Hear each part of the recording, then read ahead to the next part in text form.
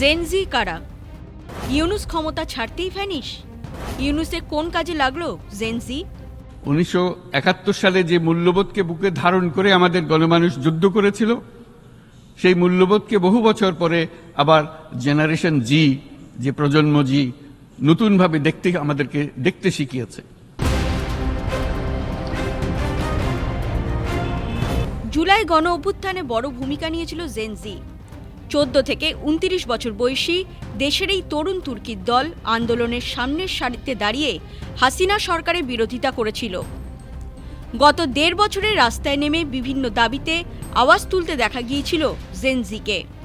কখনো হাদির বিচার চেয়ে, কখনো বা হাসিনাকে দেশে ফিরিয়ে আনার দাবিতে। ঢাকার রাস্তায় যত্রতত্র চাক্কা জ্যাম, প্রতিবাদ, প্রতিরোধ। জীবন অতিষ্ঠ হয়ে উঠেছিল সাধারণ মানুষের।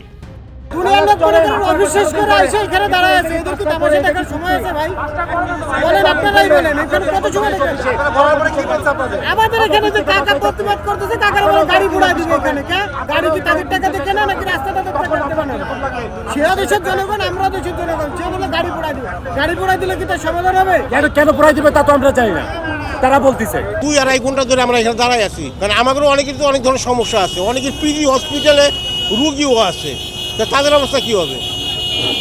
আর আমরা তো হরেন দিয়ে একটু সাইড চাচ্ছি, অল্পটা সাইড থেকে আমরা চলে যাই। 18 মাস দেশ শাসনের পর নির্বাচিত বিএনপি সরকারকে ক্ষমতা হস্তান্তর করেছে ইউনূসের অন্তর্বর্তী সরকার। বৈষম্য বিরোধী ছাত্র আন্দোলন, ইনকলাব মঞ্চ, জুলাই মঞ্চ, সাধারণ ছাত্র জনতার প্রতিবাদ সহ জুলাই পরবর্তী দেশে আরও অনেক প্রতিবাদী মঞ্চ গড়ে উঠেছিল। জাতীয় সংসদ নির্বাচনের পর থেকে কার্যত তারা ভ্যানিশ। আমরা যা মন চাইছে তাই করছি। পোলাপান মন চাইছে সচিবালয়ে ঢুকে গেছে, পোলাপান মন চাইছে উপদেষ্টা যিনি একজন মন্ত্রী ওনার কাছে চলে গেছে, পোলাপান মন চাইছে মানে 5 জন উপদেষ্টা একটা মিটিং ওইখানে চিল্লাচিল্লি করছে, সবাইকে গালিগালাজ করছে। মানে এই ফ্রিডম সবাই মিস করবে, মানে অতিরিক্ত ফ্রিডম দিয়ে ফেলছিল।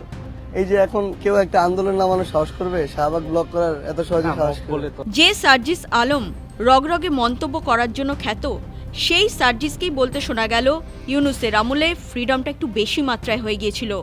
অন্তর্বর্তী সরকারের সময় তারা যা ইচ্ছে তাই করতে পেরেছেন, এখন সেই দিন শেষ। অর্থাৎ ইউনূস যেতেই স্বাধীনতা হারিয়েছেন তারা, কিংবা বলা যেতে পারে দম ফুরিয়েছে ছাত্র আন্দোলনের। এখন প্রশ্ন, অন্তর্বর্তী সরকার বৈষম্য বিরোধী ছাত্র নেতাদের এত বেশি প্রশ্রয় কেন দিয়েছিল? পুলিশ হত্যা, সংখ্যালঘুদের জ্বালিয়ে দেওয়া কি না হয়নি গত 1.5 বছরে? চুপ করে থেকেছে ইউনূস সরকার, কিংবা এড়িয়ে গিয়েছে গোটা বিষয়টাই?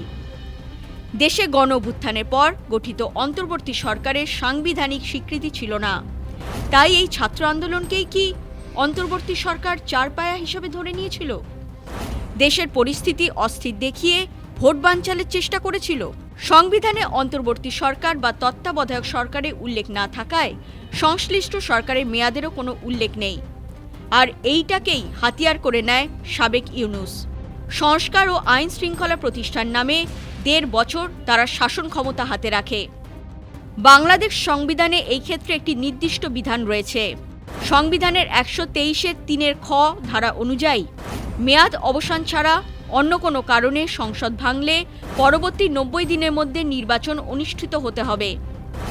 123(4) ধারায় বলা হয়েছে, কোনো দৈব দুর্বিপাকে ভোট করা না গেলে উক্ত মেয়াদের শেষ দিনের পরবর্তী 90 দিনের মধ্যে নির্বাচন অনুষ্ঠিত হতে হবে, যার কোনোটাই হয়নি।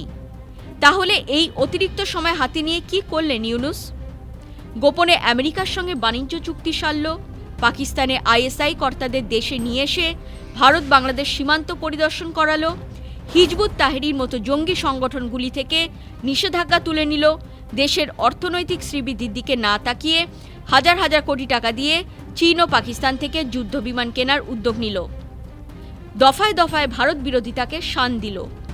বিষয়টা এমন দাঁড়ালো, ইউনূস এলেন, দেখলেন, জয় করলেন, আর সবকটা কাজে দোসর হয়ে দাঁড়ালো তথাকথিত ছাত্র আন্দোলন। ইউনূস দেশের স্বার্থকে বিদেশের কাছে বিকিয়ে যা যা করতে চেয়েছিলেন, আর তার জন্য যে সময়ের দরকার ছিল, ছাত্র আন্দোলন থেকে সৃষ্ট নৈরাজ্য ইউনূসের হাতে সেই সময় তুলে দিল।